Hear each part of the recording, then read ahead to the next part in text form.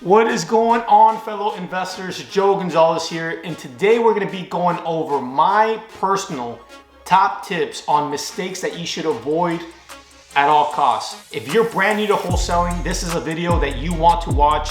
A lot of times you hear about what you should be doing, but never what you shouldn't be doing. I'm gonna go over some of the mistakes I've made in my business when I first got started 4 years ago, and some mistakes that I've learned from others. I've learned what not to do, and what not to do is just as important as to what to do. So today we're going over mistakes that you should avoid in your real estate business. Let's go ahead and get started.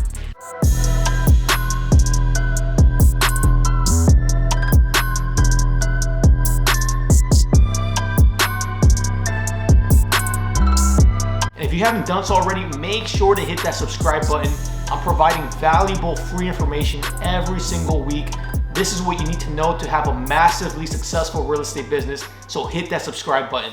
All right, let's talk about the first mistake, and that is analysis paralysis. And analysis paralysis is when you're just over-analyzing everything in the business in order to avoid doing the things that make you uncomfortable. These are things such as prospecting or marketing, because you have to actually invest some time or money into it. So instead, you focus on things such as designing the perfect business card. You're trying to have the perfect logo, thinking of the best LLC name. You're trying to listen to every podcast available before you actually get started in the business. And the only reason why you're gonna do this is because you are afraid of failing. That's the only reason why you're over-analyzing. You are afraid of getting yelled at. You are afraid of being rejected. So what do? You subconsciously are trying to delay all the things that you should be doing that you know are gonna make you money. And let me tell you that that is one of the most common mistakes, and I see this so often. Now, you don't need perfection in order to start prospecting and doing the efficient work. That is speaking to homeowners. That's the way you create opportunity.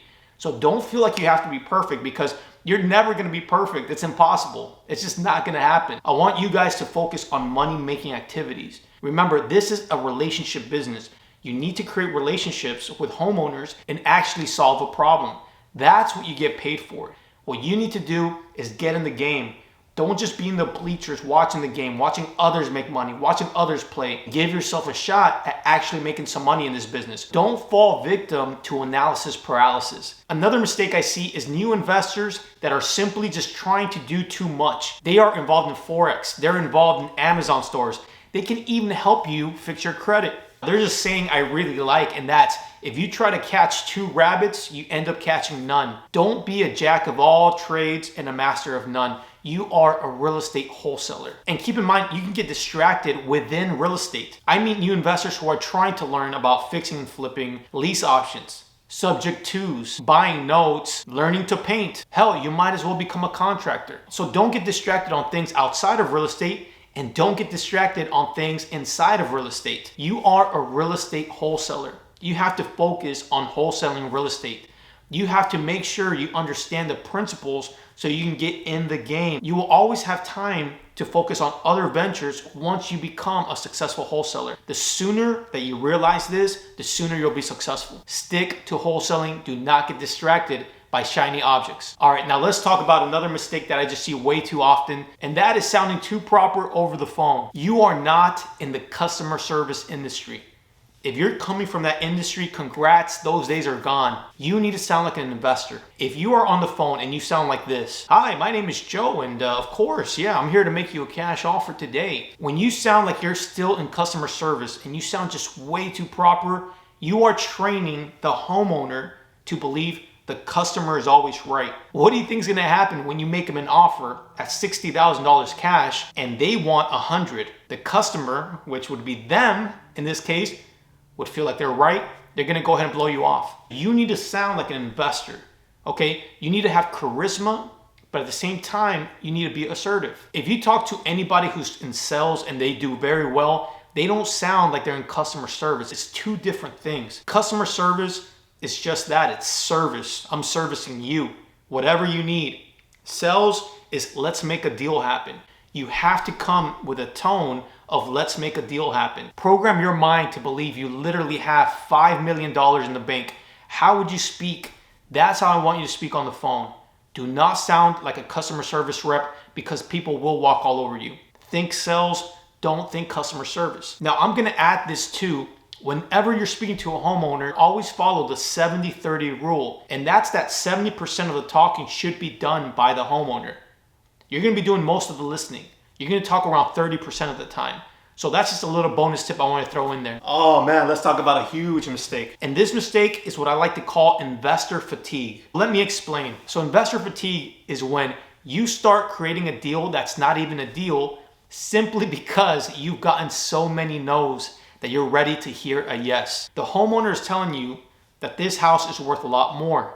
You start being very optimistic. You're like, you know what?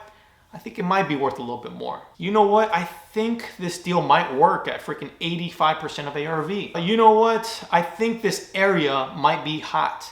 So I'm gonna lock it up. And what happens is you end up locking something up that no one's gonna buy.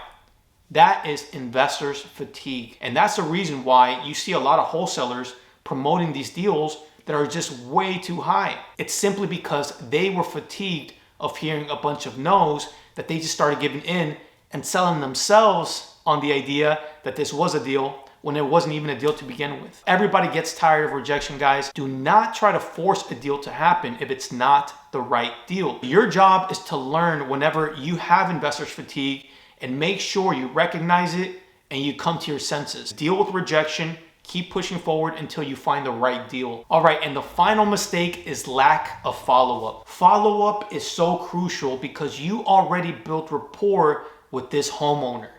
You already know what they sound like. You already know their story. They might even know your story. They know your voice. You know why they might want to sell. So what you want to do is make sure you really value these leads because first of all, you already paid for them. You don't have to build rapport all over again. Now what you're doing is you're letting them know, hey, I'm still here and I'm able to buy your property.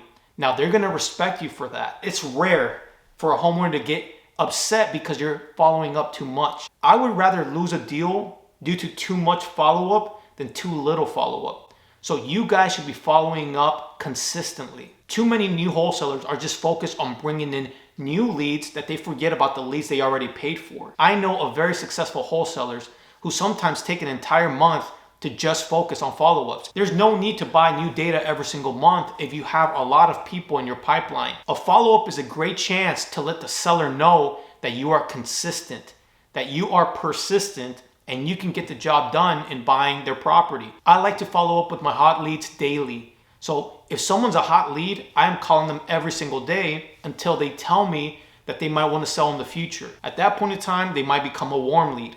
A warm lead I call every 2 weeks. Sometimes a little bit sooner. What you have to realize is that everything is seasonal in life.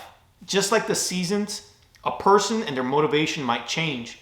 If they tell you that they might want to sell in a month, that might change. It might be in 2 weeks. You have to stay consistent with your follow-ups to let the homeowner know that if there is any change in their motivation, you are there to buy the property. Remember, you want to follow up, be consistent with your follow-up. Do not make a rookie mistake of not following up enough. So there you have it, guys, the top mistakes that I see new investors make. And these are mistakes I want you guys to avoid. Hopefully this brought you some value. If it did, hit that subscribe button and join the family. I post videos every single week and I want to make sure you guys are getting the right information so you can explode your real estate business. Also, make sure to follow me on Instagram where I post motivational and real estate stuff daily. I'll see you guys next time. Don't forget to stay motivated and also stay hungry.